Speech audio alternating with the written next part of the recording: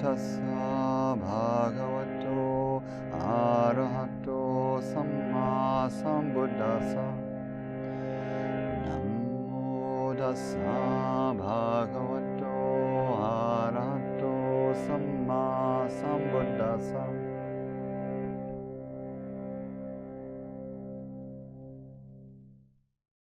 So at the opening of the Heart Sūtra that we've just begun talking about, the Heart Sūtra is the condensed, the highly, highly condensed version of the Perfection of Wisdom texts. At the very opening of it, the Bodhisattva Avalokiteśvara, which is the Sanskrit name of the being also known as Kuan Yin, so we can use they/them pronouns for this being, since they're gender fluid. Avalokiteśvara is deep in meditation and does a meditation on the 5 aggregates. The Pali word is Khandha, because the Heart Sutra is in Sanskrit, translated from the Chinese, but the Perfection of Wisdom texts are all based in Sanskrit, so we can use the Sanskrit term skanda instead of the Pali Khandha. Either one. The translation is aggregates or aspects. Lately, I kind of like types of experience. Avalokiteśvara is meditating on these skanda and finds that they're empty. And finding that they are empty is freed from all suffering. And in the moment of realizing this, or shortly thereafter, they exclaim to the monk Shariputra, which is the Sanskrit version of the monk Sariputta from the early texts. Shariputra is sitting nearby or hanging out with their friends, and Avalokiteśvara. And of course, Avalokiteśvara is a cosmic bodhisattva, so maybe this whole thing is happening inside Shariputra's chitta. Shariputra is meditating, has a vision of Avalokiteśvara meditating in the presence of the Buddha, who is also meditating. And Avalokiteśvara exclaims, "Oh, Shariputra, form is emptiness, emptiness is form. Form is not other than emptiness. Emptiness is not other than form. Feelings, perceptions, formations, and consciousness all are like this." So Avalokiteśvara has had an insight around these types of experience, and the insight is that they are empty.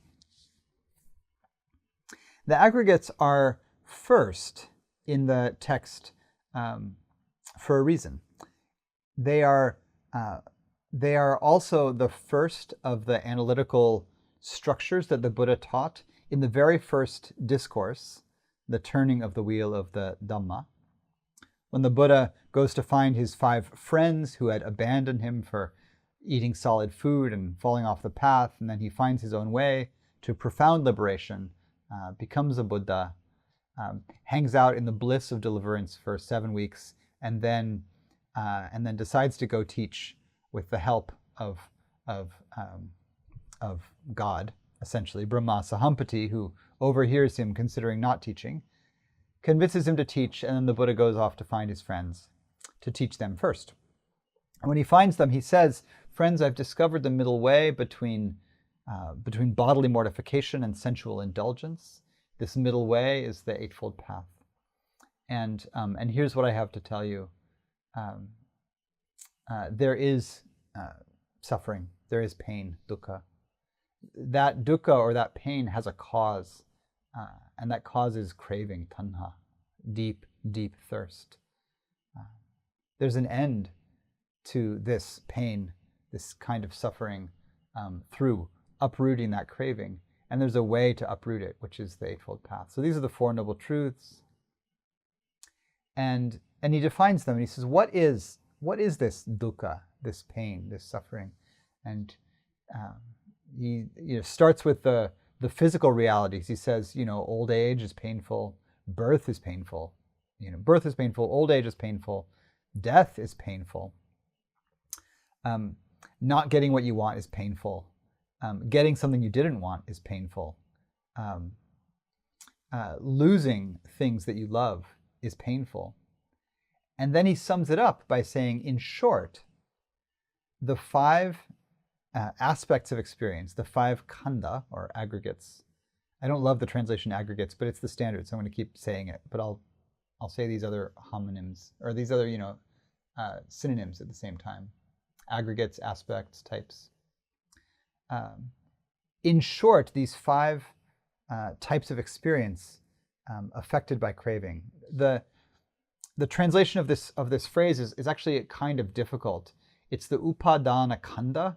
Upadana means like clinging, and it's like feeding. It's the constricted form of craving, and it's a compound with khandha, these aggregates. So sometimes it's translated kind of awkwardly as like the 5 clinging aggregates. The grammar of that is kind of all wrong, but it really is like these 5 kinds of things, when clung to, and in a certain way, clinging is what makes them what they are. They are the cause of this pain. So this is the first list that the Buddha says, look into these 5 things, inquire into the khandha, these types of experience. And you'll see that they are all dukkha. And so here, in the first paragraph of the Heart Sūtra, Avalokiteśvara says, look into these 5 things, these 5 skandha, and you'll find that they're all empty. And so these 2 openings, the opening of the Heart Sūtra as the condensation of the entire perfection of wisdom, and the opening of the turning of the wheel of the Dhamma as a condensation of the Buddha's entire early teaching, these 2 are really parallels. And they define, in a way, the first and what came to be called the first and second turnings of the wheel of the Dharma, where the first one is really concerned in a very pragmatic way with the direct experience of pain and distress and suffering in this life, and how to relieve it, why we suffer, and how to stop. And then the second turning takes that whole teaching, and it says that as true as that is, there's a deeper truth. And the deeper truth is that even that formulation and everything that it points to, they are all empty of a fixated nature. They're empty of swabhava, which is a Sanskrit term meaning like self-being or own being or individual separate identity. Right? And so you can see how the equation goes. In the early system, like the first turning, the first body of teachings says, notice the things you cling to, right? Notice how clinging works. I like this person. I want more contact with them. I get heartbroken when they are separated from me. That's clinging in a very basic way.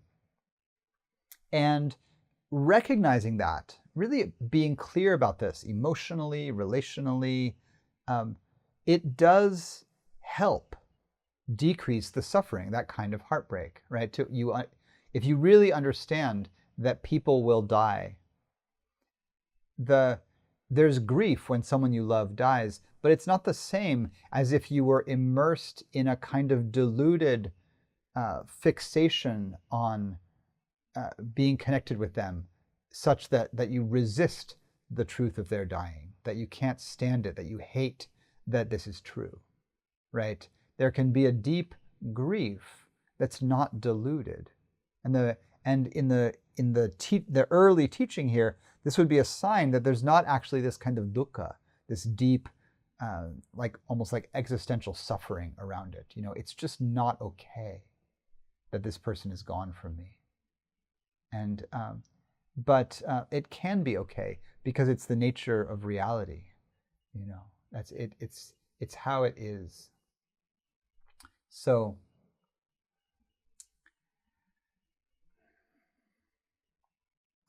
this first teaching of the Buddhas says, look at these 5 things and see how we have habits and stories and grasping around them. And notice that it's those habits of grasping that make our experience of them painful. Right? So these 5 are, 5 nested ways, really, that we understand embodied life. Right? The first is form. The Pali and Sanskrit term is rupa. Form is the form as sensed by the physical senses, things that you can see, hear, smell, taste, and touch. And it also means our own bodies, other people's bodies, other beings' bodies, but also the physical world in general. Right? To the extent that I'm attached to my little computer here, and I would be a bit distressed if it got stolen. I have backups. It's not terrible, but it would be a bummer. To the extent that there's grasping there, that would be grasping at form, right? I used the example of the crickets in the meditation. I can hear the crickets, so there's sounds, To the extent that there's grasping there, which is to say that I really like living in the country rather than the neighborhood in Oakland where I lived before this, where there weren't crickets in that particular spot. To the extent that I prefer this, there's attachment to them, right? And so I hear them. I could grasp at that sound, right? I could get a recording of that sound and play it because I like it so much. The second of these types of experience is the liking. It's Vedana is the Pali term. For these, I'll mostly use the Pali terms because I'm closest with them, and you all are closest with them if you've been hanging out with me. So Vedana is feeling tone. It's not really the liking and disliking. It's the bare affective quality of pleasant, unpleasant, or neutral. So I find the crickets pleasant, right? I find the computer a mix of pleasant and unpleasant and neutral, to be honest. Sorry, computer. Sorry, Siri. You're not always pleasant. I don't know what you mean, Dave.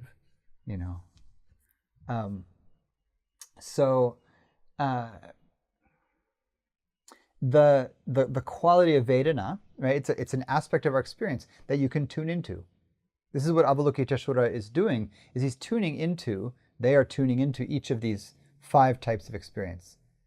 And I really like doing it kind of in a string, like we did in the meditation. Tune into the form of something, like something you can see or hear or touch.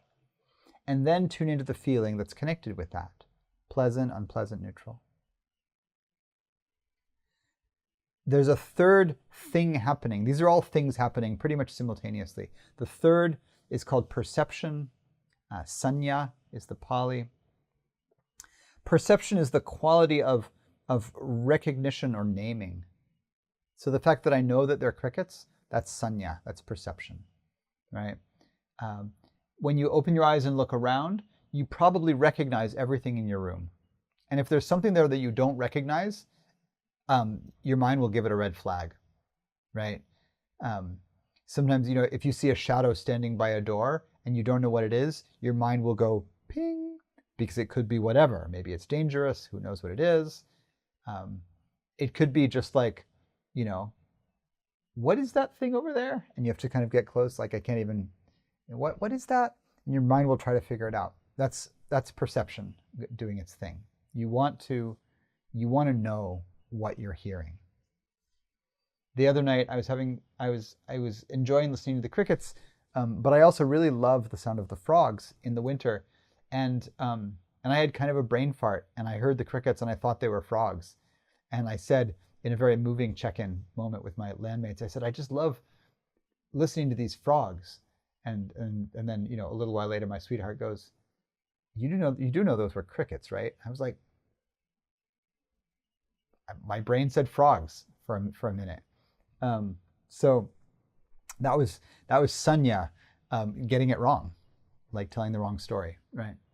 The fourth is really where the narrative comes in. The fourth of the skandha or khandha is sankhara. The Sanskrit is samskara. You'll hear that one, that version a lot as well. These are mental formations, volitional formations, karmic formations are all translations you'll see. And in Bhikkhu Sujato's translations that we sometimes use from Sutta Central, he just sometimes translates sankhara as choices because the volitional aspect is so strong here. This is really like, you can notice in a moment, if I keep going with the crickets like we did in the meditation, I can notice that there's not just the sounds and my liking of them and my recognition of them as crickets, but there's all the meaning that surrounds them. The meaning around like my life in the country and this moment of climate change and this season where the crickets are out and this time of night that I love so much and my love for California and this area. All of these things that are like biographical, sociopolitical, all those stories that are knit together. The way that, oh, when I hear the crickets, I think about this particular place I lived in my childhood or wherever. Whatever you've got, all of that is sankhara. And all of the things you might do in relation to it or want in relation to it is all sankhara. It's all the mental, emotional stuff that surrounds a sensory experience. Right? So, you see an attractive person while you're out and about in town. And so there's the seeing form. There's the pleasure in the seeing, is Vedana. There's the recognition, however you recognize them. You say, oh, that's such and such's friend. Or the recognition of like, oh, like that's a person. That's a recognition. That's a person of that person is my type, whatever that means to you. Okay, that's a different kind of recognition. All of the ways that you could name them. Oh, that's a person of a certain gender or a certain race or a certain socioeconomic position. Those are all types of recognition. And then this fourth one, sankhara, is everything that spins out after that.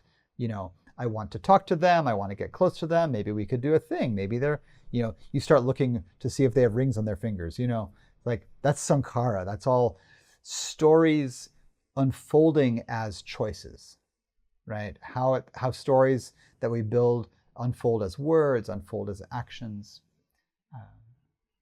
Sankhara encompasses that whole mental and emotional cognitive realm where all that stuff happens. A lot of our life happens in the sankhara experience.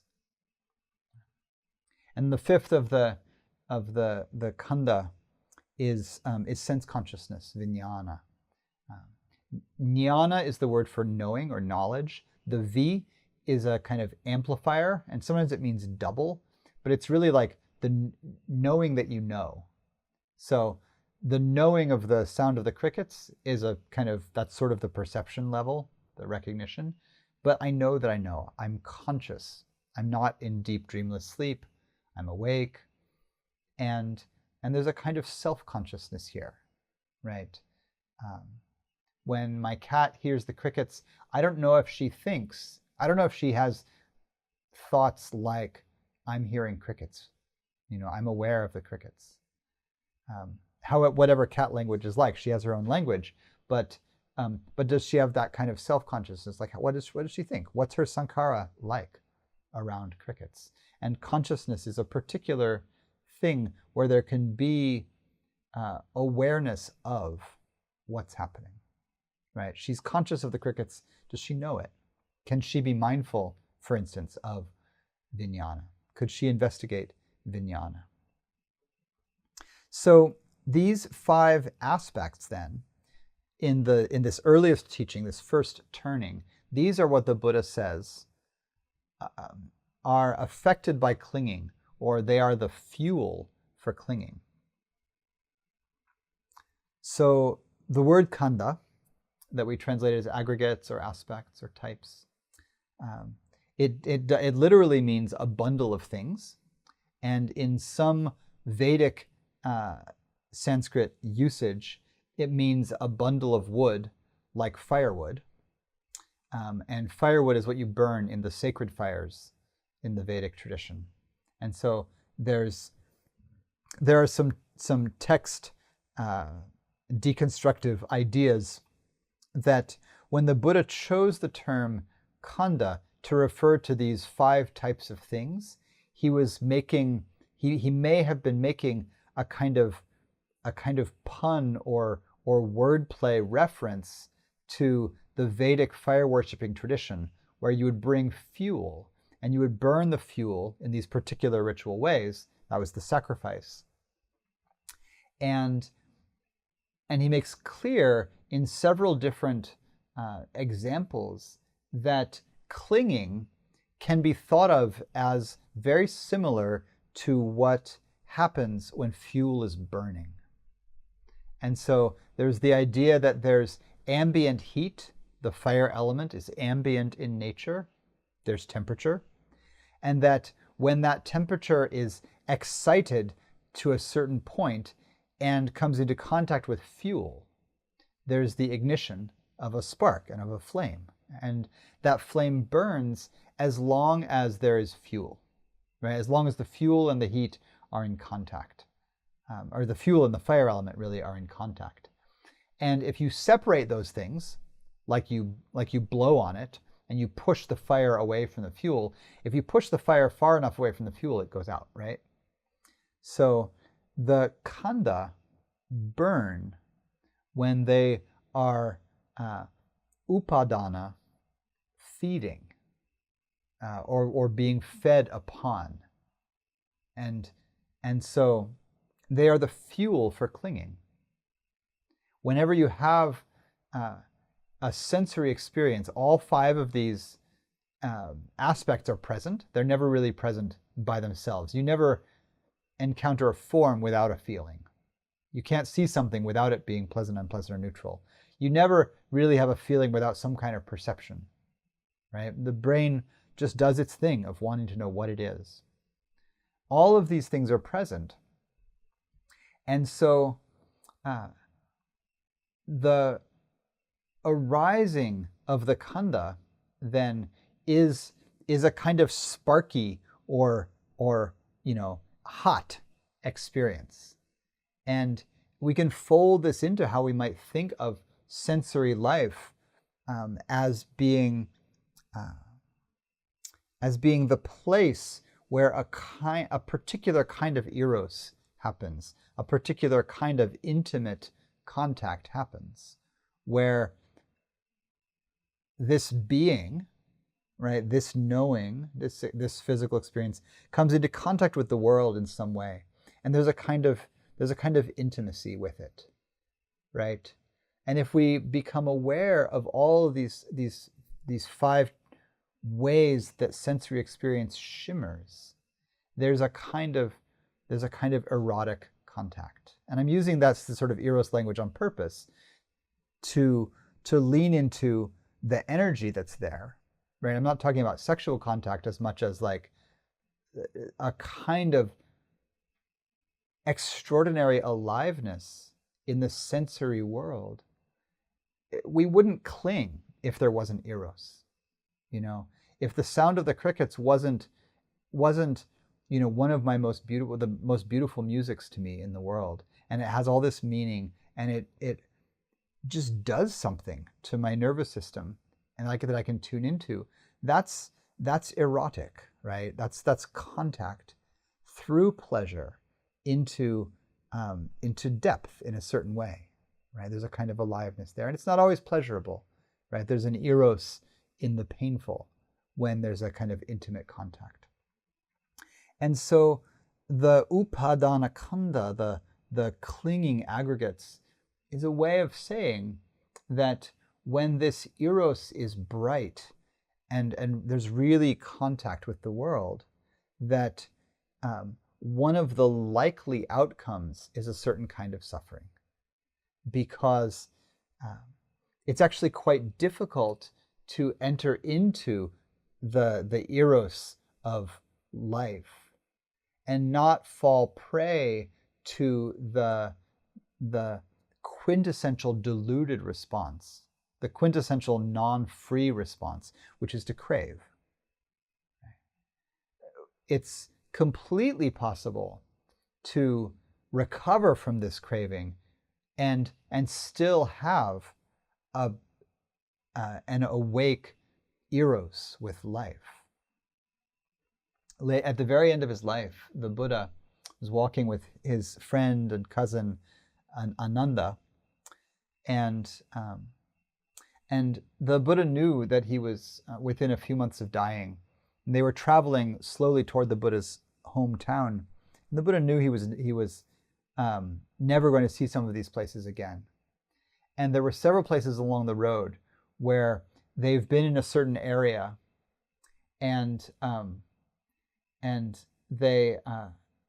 they're kind of leaving town. They're on the road out of town, walking. These old men. The Buddha's 80 years old. They're walking out of town. He's with his cousin, who's only slightly younger. 2 old monks walking out of town. And the Buddha knows he's never going to see this place again. And he repeatedly, 7 times mythically, but he repeatedly at the edge of town stops and turns back and looks at the town. And he says, Ananda, Benares is so beautiful. The shrines are beautiful. It's so lovely. And the Blessed One will never see this place again. And then he turns back and they walk on their way. And he does this over and over. He stops and looks back at a place. This is like the benevolent, strange parallel, I don't know, to Lot's wife looking back and being turned to salt. The Buddha looks back and he just delights in beauty. He says, this place is so beautiful. And we've had such good experiences here. He's essentially saying, I love this place. And I'm saying goodbye to it. And he does this over and over. He has not lost this delight in the world. He loves his place and his people, and yet his heart is free. There's no clinging, and so the whole thing that the Buddha is saying to his friends when he first teaches them, he says, there is this pain of being separated from something that you love. That pain is caused by the grasping at it, not by the love, but by the grasping, and they're different. And let go of the grasping and the pain goes away. And there's this different kind of poignancy in the Eros of aliveness. And so the promise of practice is that our life in intimacy with this earthly existence, and maybe beyond this, right, into other realms, but like sentient life, conscious life, can be lived without the constriction of the heart. And so then that these 5 things, this form, these feelings, pleasant, unpleasant, neutral, the recognition of things, the meaning in things, and the pure knowing of being present with them, that these things can unfold without the heart clenching in response. That's the promise that the whole Dhamma begins with. And then here in this second turning vision, Avalokiteśvara, remember, whose core being is defined by the quality of compassion for suffering. Right? So we're still in relation to those fundamental pains. Avalokiteśvara, opens their eyes just barely from meditation, and says, "Hear, Shariputra." Sometimes it's translated as "O Shariputra." The Sanskrit is "Iha Shariputra," which could just mean "in this doctrine, Shariputra." But you can also say, "Here, in this place, in this moment," right? Or just like, "Hey, Shariputra, my friend, my student, my peer, my brother. Form is empty." And this amazing thing happens with emptiness that we've been talking about these last couple of months, that emptiness accomplishes the non-grasping. Emptiness is one of the doorways to non-grasping, because you can't grasp at something that isn't really there. Right? The reason that the grasping is so intense, you see the attractive person across the street, the grasping is intense because you think they're really there for you. You make the story of like, oh, we could be a thing, instead of understanding that like this moment of their face shimmering at you from across Telegraph Avenue is just a moment of luminous suchness exploding, and your whole beings are shot through with stars for a moment, and then who knows what happens next? Maybe you get married and have a long life together. Maybe you see a ring on their finger and you're like, oh well, and you just keep walking. Like whatever happens, right? You say hey and they say hey, and then you're like, oh, they're not actually, you're not my person, whatever. Like empty means that nothing is the solid thing that you could grasp at, right? You see like, oh, the story. I invented a whole story about them. It flowered for about 12 seconds. And it's gone. So it was a sankhara. Sankhara are empty. And so these two openings to the teaching just mirror each other in this beautiful way, right? The Buddha comes to his friends and says, don't hold on. Don't hold on tightly. And you'll see things very differently. And the Avalokiteśvara says to Shariputra, don't hold on at all. You can't, So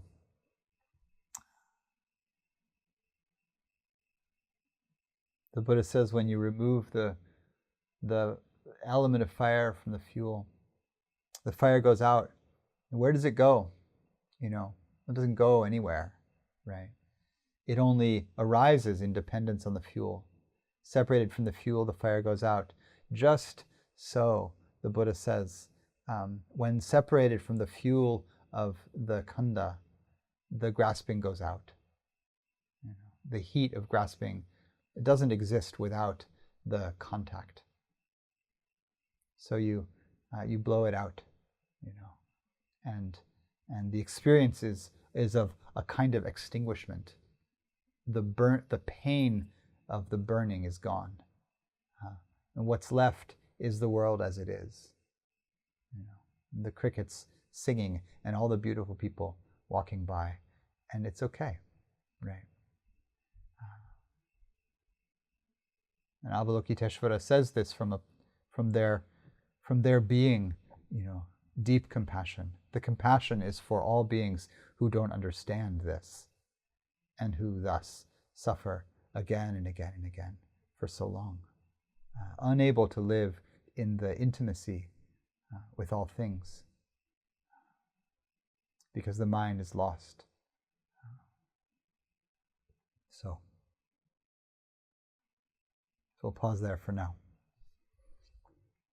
All right, thanks for listening. For those who hear these things later on, by the way, hello, the empty future YouTube world. We stop here and there's Q&A for the folks that are here. So if you want to come and join this thing, come and find us. There's instructions on the website to come and get in on this little group. All right. Blessings to all y'all out there.